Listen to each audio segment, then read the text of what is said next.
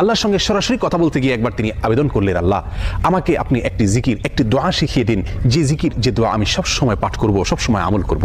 আল্লাহ সুবহানাহু ওয়া তাআলা তখন মুসা আলাইহিস সালামকে বললেন, কুল লা ইলাহা ইল্লাল্লাহ, হে মুসা আপনি লা ইলাহা ইল্লাল্লাহ এই দোয়াটি সবসময় পাঠ করবেন, এই জিকিরটি সবসময় পাঠ করবেন, এটা আপনাকে আমি দিলাম।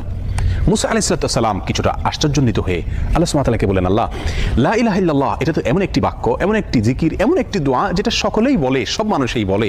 আমি তো আপনার কাছে স্পেশাল কোনো দোয়া চেয়েছিলাম, বিশেষ কোনো দোয়া চেয়েছিলাম। আল্লাহ সুবহানাহু ওয়া তাআলা তখন মুসা আলাইহিস সালামকে বললেন, হে মুসা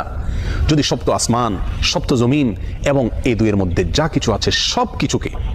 আল্লাহর অস্তিত্ব ছাড়া বাকি সব কিছুকে যদি একটি পাল্লায় রাখা হয়, একটি হাতে রাখা হয়,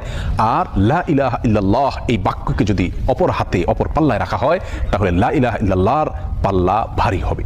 এত ওয়েটফুল এই আমল, এত ওজনী এই আমল, এই জিকির।